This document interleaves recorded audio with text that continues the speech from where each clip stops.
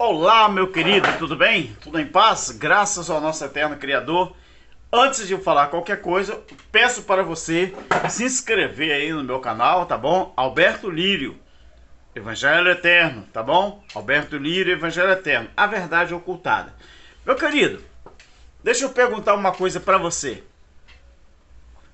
Não existe uma foto, não existe uma filmagem de Jesus Cristo verdadeiro e nem dos discípulos dele. O que existe são imagens, são figuras. E toda vez que você vê uma figura de Jesus com os discípulos, toda vez que você vê Jesus, né, numa imagem com os discípulos ali, pode ser imagem, pode ser figura, não é que ninguém consegue descrever Jesus o verdadeiro e nem tampouco os discípulos. Ninguém tem uma foto, ninguém tem uma filmagem, ninguém tem assim um retrato, não é, do verdadeiro Jesus de Nazaré e nem dos verdadeiros discípulos. O que existe são figuras, são imagens. E toda vez que você vê essas imagens, essas figuras, vocês lembrem-se de uma coisa, pelo menos para vocês lembrar. Ali está a figura dos verdadeiros desigrejados, dos verdadeiros destemplados. Por quê? Porque Jesus, ele nunca fundou uma denominação evangélica. Jesus, ele nunca fundou uma religião. Então, toda vez que você vê uma imagem dessa, lembre-se, ali estão os primeiros desigrejados, não é? Desde que o evangelho começou a ser pregado lá em Israel. Muita gente tem falado que as pessoas hoje que não frequentam um templo religioso, uma denominação, é desigrejado. Eu concordo com eles. Mas eu gostaria também que eles assumissem que Jesus Cristo e os seus discípulos foram os primeiros desigrejados que houve. Por quê? Porque eles não frequentavam um templo religioso e chamavam de igreja. Jesus nunca fez isso. Os apóstolos e nem os discípulos nunca fez isso. Mas por quê que os crentes eles chamam as pessoas que decidiram a não mais frequentar um templo religioso, os crentes chamam de desviados ou desigrejados. Por quê?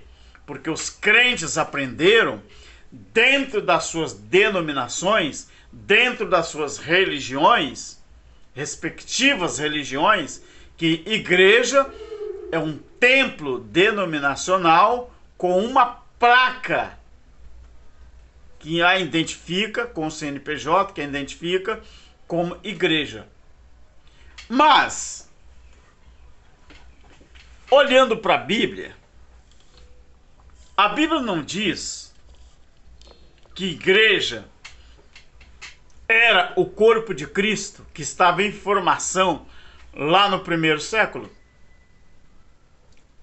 Hebreus, o capítulo 3 e o versículo 6, está escrito assim, ó, Hebreus, capítulo 3, versículo 6.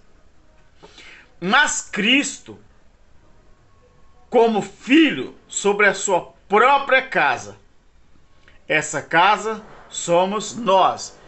Eu quero lembrar a você que o verbo somos, que é um verbo possessivo do plural, e também o verbo nós, que é a primeira pessoa do plural, não se refere a mim ou a você, hoje no século 21. Tem que se respeitar que esse somos nós, escrito aqui por Apolo, ela se referia aos crentes do primeiro século, o qual se denominava como corpo de Cristo. E aqui fala, essa casa somos nós. Se tão somente ainda existia uma condicional aqui, conservarmos firmes a confiança e a glória da esperança até o fim. Que fim que Apolo estava falando aqui? O fim que estava premeditado, o juízo do grande dia do Senhor, o juízo do ano 70, específico para Israel. Então, o que que acontece? Todas as pessoas que dizem que os crentes que não frequentam uma religião, uma denominação, na verdade são eles que deveriam reconhecer que Cristo, ou o próprio Deus, Cristo não, o próprio Deus, ele não habita naquele lugar que eles dizem que Deus está. Atos 7, 48 e 49. Estevão, antes de morrer, os seus algozes iam matar ele a pedrada e Estevão levantou os olhos ao céu e viu ali uma coisa muito interessante e importante. E ele disse que naquela visão, o Deus que ele estava vendo, né? Não literalmente, mas o Deus que ele estava tendo aquela revelação ali, não habitava em templo feito por mão de homens, como que alguém tivesse precisando de alguma coisa. Então o que que acontece? Na verdade, desigrejados são essas pessoas que acham que igreja é um templo religioso. Quando a Bíblia afirma categoricamente, por Paulo, que também escreveu isso, Paulo foi pregar, foi discursar lá em Atenas, no Areópago, não é? Lá na Grécia, e ele escreveu em Atos 17, 24 e 25. E ali só existia naquele lugar homens inteligentes, homens formados, ali eram filósofos, ali tinha políticos, ali tinha todo tipo de magistrado. E Paulo diz: olha, eu afirmo a vocês que o Deus que eu prego para vocês, ele não habita em templo feito por mão de homem, porque ele não está limitado a isso. Então por que que os crentes de hoje, eles chamam as pessoas que não frequentam um templo religioso de desigrejado? Porque eles aprenderam errado e continuam aprendendo errado e ensinando errado, e tem na cabeça deles que desigrejados são as pessoas que não frequentam um templo religioso, quando na verdade eles estão enganados. Os verdadeiros adoradores, segundo o próprio Jesus afirmou ali para a mulher samaritana, são aqueles que o adoram ao Pai em espírito e em verdade, ou seja, sem a necessidade de religião, de denominação, de um templo físico. Porque adorar a Deus, você adora em qualquer lugar, em qualquer momento da sua vida. Você não precisa de um lugar específico. Aí muita gente quer justificar o seu erro e diz assim: não, mas nós frequentamos um templo porque é preciso congregar. Tá, mas aí o que é congregar na concepção bíblica? É ajuntamento de pessoas em um propósito de adoração. Aí as pessoas, muita gente fala assim: tá vendo? Então tem que ajuntar pessoas em um lugar para adorar a Deus. Então Jesus mentiu. Simples assim. Qual foi o ensinamento de Jesus sobre adoração a Deus? Qual foi? Onde estiver. O verbo onde, na belíssima língua portuguesa, dentro do seu vernáculo, dentro da gramática, dentro da...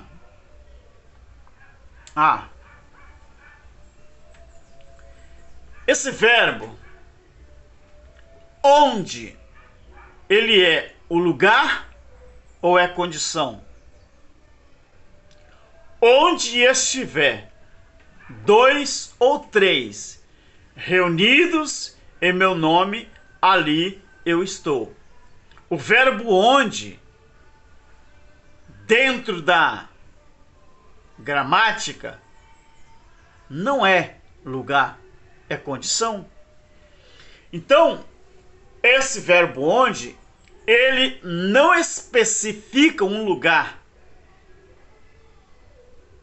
Ele especifica o propósito.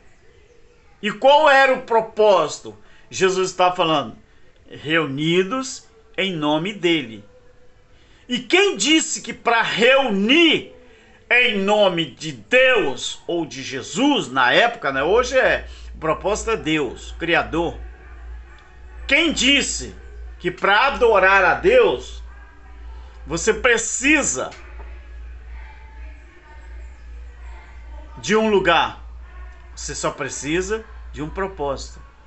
Onde estiver dois ou três reunidos no meu nome, ali eu estou. Então, a minha casa aqui, por exemplo, não falta pessoas.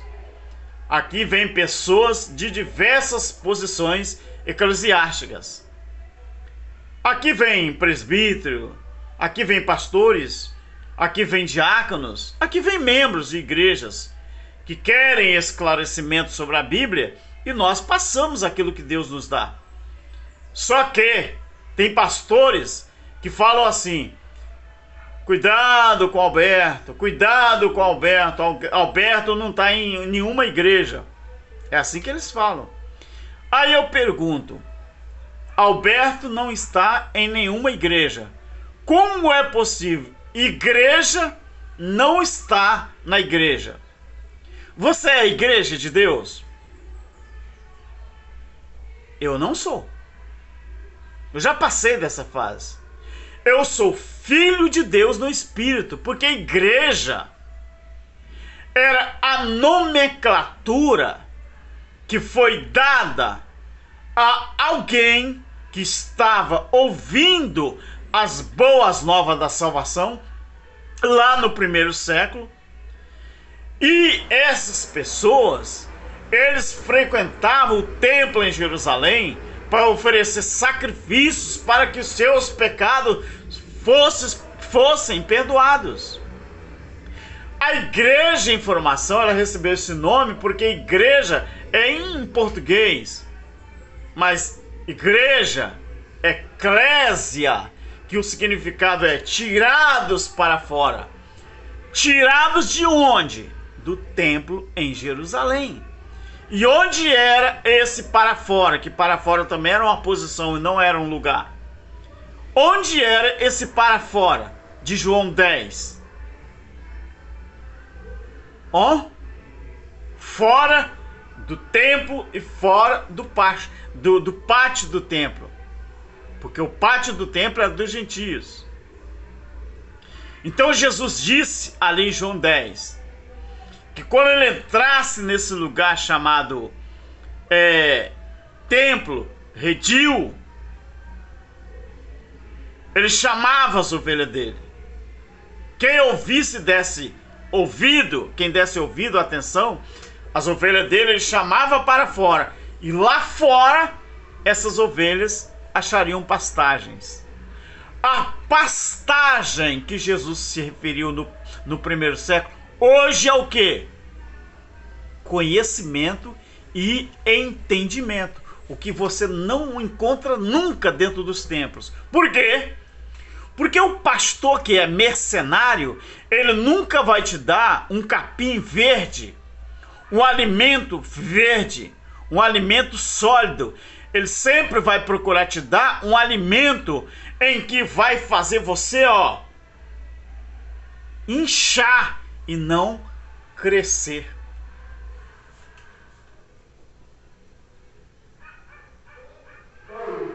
E aí? Você por acaso já encontrou isso que eu estou falando na Bíblia? Se você não encontrou, então procure em João 10 E eu vou dar aqui um conselho. Começa a estudar João 10, mas começa do capítulo 9. E você vai entender sobre aquele cego que Jesus curou, que era membro ali do templo. Mas quando esse rapaz começou a enxergar, expulsaram ele do templo. Por quê? Porque só lá fora que você acha pastagem verdejante. Lá dentro do templo, nessa arapuca, nesse alçapão, você só come o que o pastor, o líder, te der. E o pastor nunca vai te ensinar a Bíblia como ela é. Mas aqui fora, essa nova pastagem, esse pasto verdinho, você encontra usando isso aqui, ó. A própria Bíblia. A própria Bíblia. Aí você tem entendimento. Você entendeu? Deu para você entender? Então que Deus te abençoe. E você saiba a diferença entre você se alimentar de um pasto verde e se alimentar do pasto seco. O pasto seco quer dizer o quê? As migalhas que os pastores te dão.